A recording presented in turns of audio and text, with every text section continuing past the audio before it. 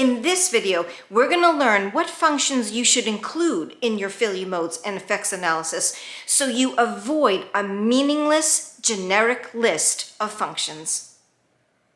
Many organizations make this mistake because they create a component FMEA. Usually, functions in this type of an FMEA are a list of the components with generic functions. It's an exercise to check a box that functions are done. Here's an example of what I mean for an industrial air compressor. First, we'll start with the primary function, to provide compressed air. The function development that follows can be referred to as a component FMEA, which usually is just a generic list of functions for individual components. For example, to provide force feed lubrication, to power the compressor, to couple the electric motor to the compressor, to filter the compressor oil, to filter out debris and unwanted particles from the electric motor, to indicate pressure drop across the oil filter, to visually indicate that the preloop pump is running. 2 questions. Do all these functions need to be listed? If we keep going this way, we could end up with hundreds of functions. For functions we do need to include, are they written in enough detail? Let's take a look and start with the primary function. To provide compressed air. This primary function doesn't mean much. It describes every air compressor on the planet. An effective primary function should describe exactly what we need from the compressor. Here's what I mean. That's better. This is an example of an appropriately written primary function for our industrial air compressor.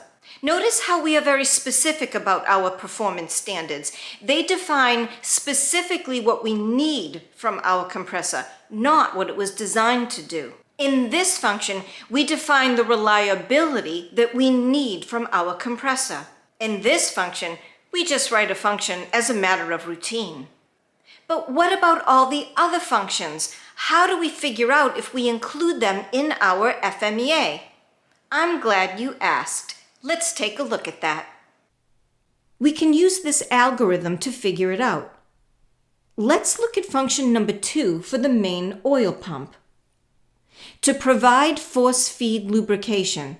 The first question on the algorithm is, if X component fails, would the primary function still be possible? In this example, we're referring to the main oil pump.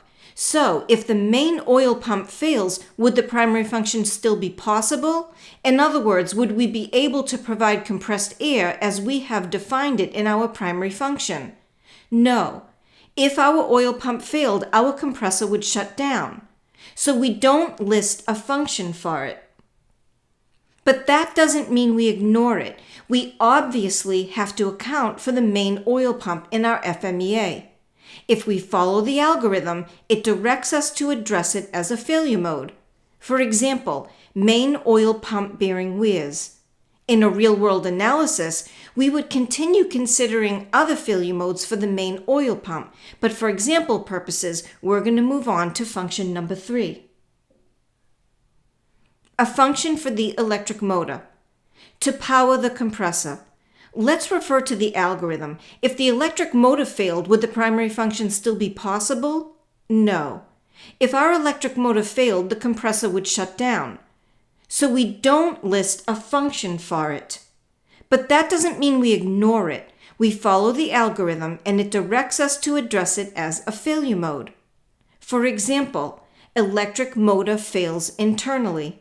In a real-world analysis, we would continue considering other failure modes for the electric motor, but for example purposes, we're going to move on to function number 4. A function for the main drive shaft. To couple the electric motor to the compressor.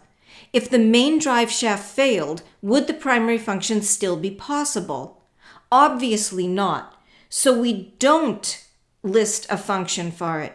We follow the algorithm and it directs us to address it as a failure mode. For example, main drive shaft lubrication dissipates. Let's move on to number 5. A function for the oil filter. to filter the compressor oil. If the oil filter failed, would the primary function still be possible? If it clogged and there's no bypass, no.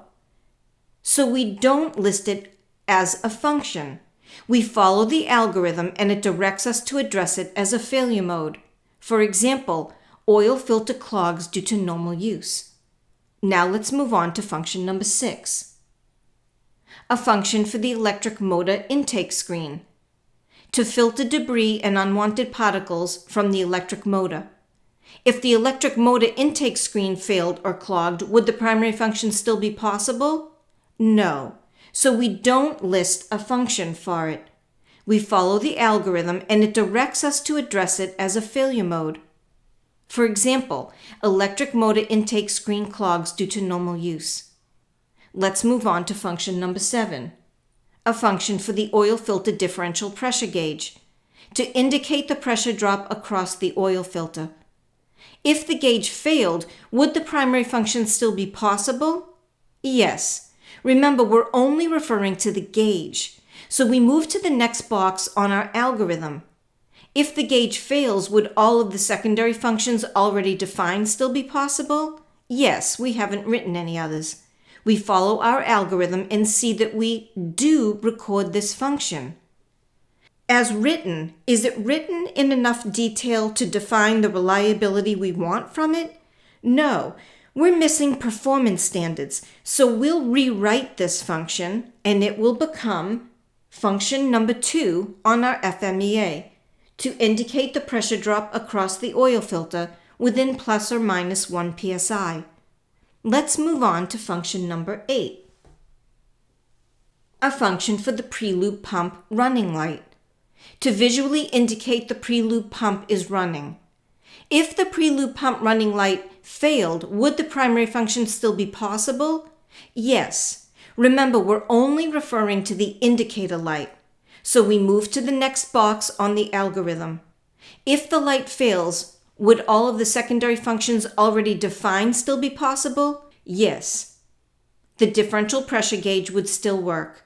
So we move on to the next box on the algorithm and we see that we do record this function. This will become function number 3 on our FMEA. Now you know how to figure out what functions you should include in your FMEA and at the same time avoid analysis paralysis when it comes to writing functions. I'm Nancy Regan. Thank you for watching.